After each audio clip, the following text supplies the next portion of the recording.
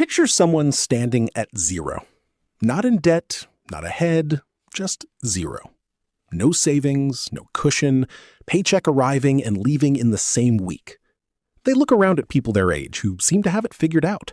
A down payment saved, an emergency fund, a retirement account that's actually growing, and they do the thing almost everyone in that position does. They assume they're years behind, maybe permanently behind, and that the gap between where they are and where those other people are is enormous and possibly unclosable. Here's what almost nobody tells them. The distance from true zero to genuinely financially stable is usually a lot shorter than it feels, and the anxiety about being behind is doing far more damage than the actual math ever would. My name is Aiden, and today I want to answer the question that I think causes more quiet financial despair than almost any other. How long does it actually take to go from zero to stable? Not rich, not wealthy, just stable. No longer living paycheck to paycheck with an actual cushion underneath you. By the end of this video, you'll have a real number instead of a vague, anxious guess, and I think for most people, that number is going to be smaller than they expect. Let's start by defining stable clearly, because vague goals produce vague timelines, and vague timelines are exactly what fuels this anxiety in the first place. Financially stable, for the purposes of this video, means 4 specific things. A fully funded emergency fund covering 3 to 6 months of expenses. No high-interest debt, meaning credit cards and similar are paid off. Consistent retirement contributions, actually happening every month. And enough breathing room that an unexpected $400 expense doesn't create a crisis. That's it. That's the whole definition. Notice what's not on that list. A specific net worth, a house, a particular salary. Stability is a floor, not a finish line. And it's a floor most people can actually reach far sooner than they assume. Now, let's run the actual math, because this is where the anxiety usually falls apart under real numbers. Say someone starts at exactly zero, earning a fairly average salary, around $50,000 a year, and manages to save 15% of their income, which works out to roughly $625 a month. First, they build the emergency fund. Let's say a conservative 4-month target based on their expenses, which comes out to around $12,000. At that monthly savings rate, that fund alone takes about 19 months to build. Under 2 years, from true zero. That's step 1 of stability, done in under 2 years. And already the entire framing most people carry around in their heads, the sense that stability is some distant decade-away thing, starts to look wrong.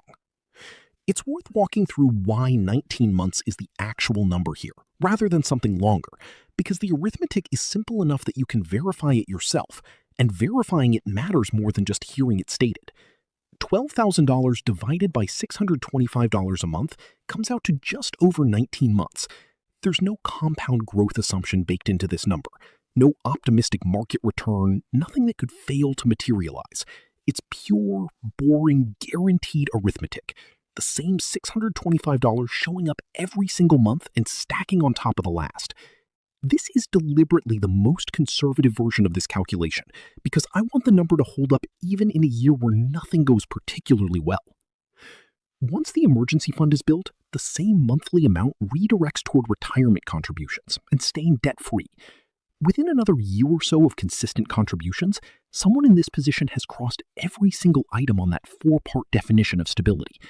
Emergency fund, funded. No high-interest debt, because they never carried any to begin with in this example. Retirement contributions happening every month. Breathing room for unexpected expenses, because the fund exists now. Total time elapsed from true zero to genuinely stable, by this conservative estimate, comes out to somewhere around 2.5 to 3 years. Not 10, not 15. Under 3 years. For someone starting from absolutely nothing on a completely average income. I want to be honest about what changes this number, because I don't want this to feel like a promise that ignores real circumstances.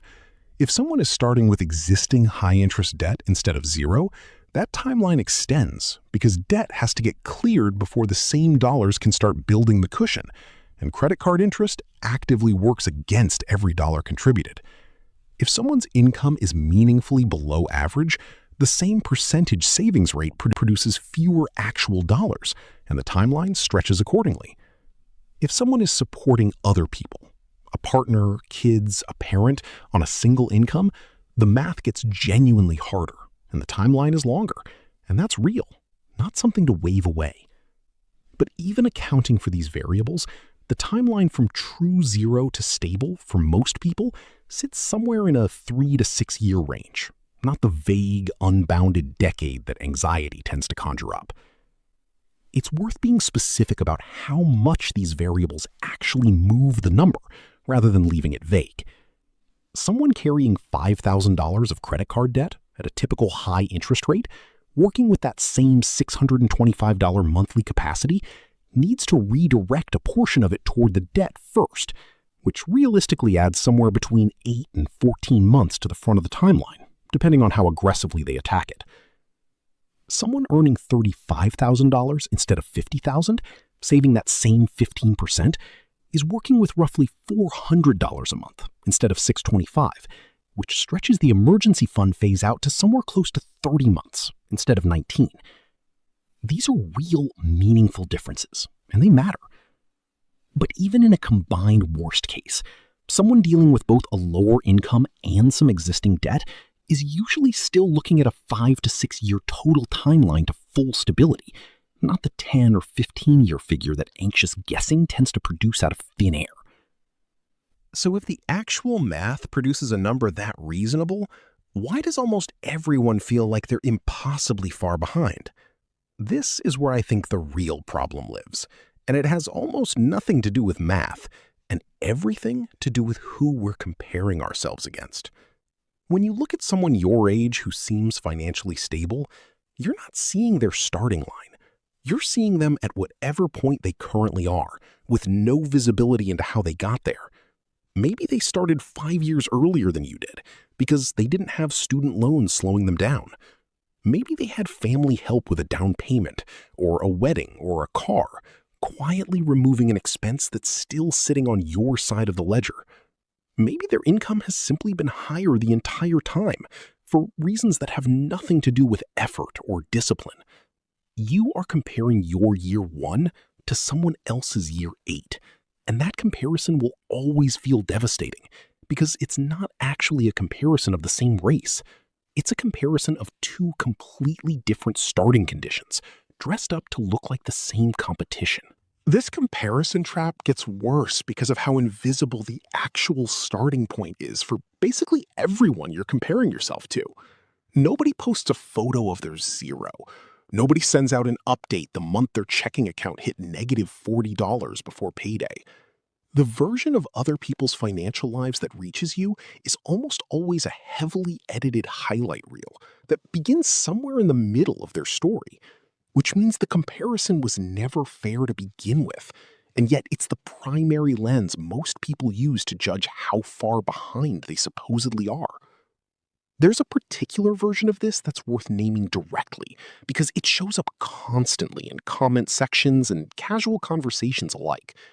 Someone will describe their own financial situation using language like, "Everyone else my age already has this figured out," without ever actually asking a single one of those people what their starting point looked like or how long it actually took them.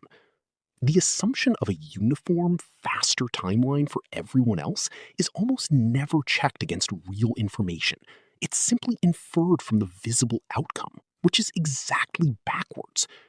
If you actually ask the people who seem furthest ahead how long their own journey from zero took, a surprising number of them would describe a starting point far messier and a timeline far longer than their current polished position would ever suggest from the outside. Let's talk about why the early part of this timeline feels so much slower than the math actually suggests, because I think this deserves its own explanation. In the first few months of saving from zero, the dollar amount in the account is small enough that it doesn't feel like progress. $600 after month 1, $1,200 after month 2. These numbers don't feel like momentum. They feel like barely anything, especially against a $12,000 target that still looks impossibly far away. This is the exact same psychological trap that shows up in compound interest more broadly, where the early stretch feels flat and unrewarding, specifically because the growth hasn't had time to become visible yet. The difference here is that this isn't even about investment growth. It's simply about the fact that any goal, viewed from its earliest and smallest increments, looks unreachable, right up until it suddenly doesn't. Here's where the timeline actually starts to accelerate, and it's worth understanding why. Once the emergency fund is built, every dollar that would have gone toward it gets redirected immediately, with zero adjustment period, straight into retirement contributions and further cushion. There's no relearning how to save at this point. The habit is already fully formed. The $625 a month already has a proven track record of showing up every single month without fail. The behavioral hard part, building the habit of consistently setting money aside from a starting position of zero discipline around it, is entirely finished by month 19. Everything after that is the same habit, just pointed at a new target.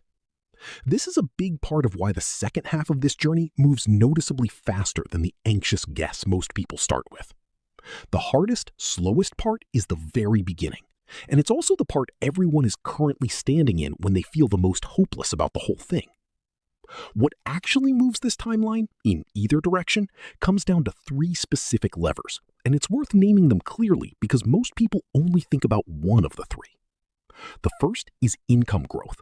A raise, a better job, a new certification, all of these directly shrink the timeline because the same 15% savings rate produces more actual dollars. The second is spending discipline, meaning the percentage itself.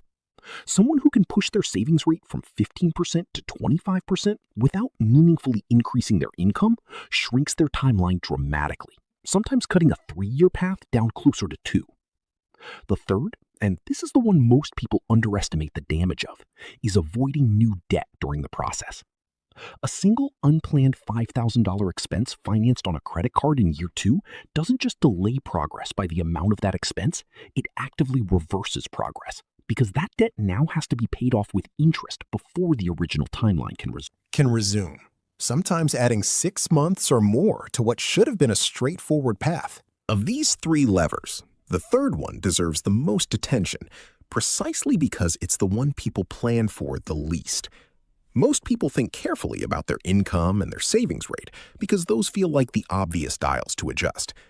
Almost nobody plans specifically for the unplanned expense that's statistically likely to show up at some point during a multi-year timeline. A car repair, a medical bill, a broken appliance. And when it arrives without a plan already in place, the instinct is often to reach for a credit card rather than treat it as a predictable, if unscheduled, part of the process. This is exactly why the emergency fund gets built first in this framework rather than last. It's not just a nice cushion to have eventually, it's the specific mechanism that protects the entire rest of the timeline from being derailed by the thing that's almost guaranteed to happen at some point along the way.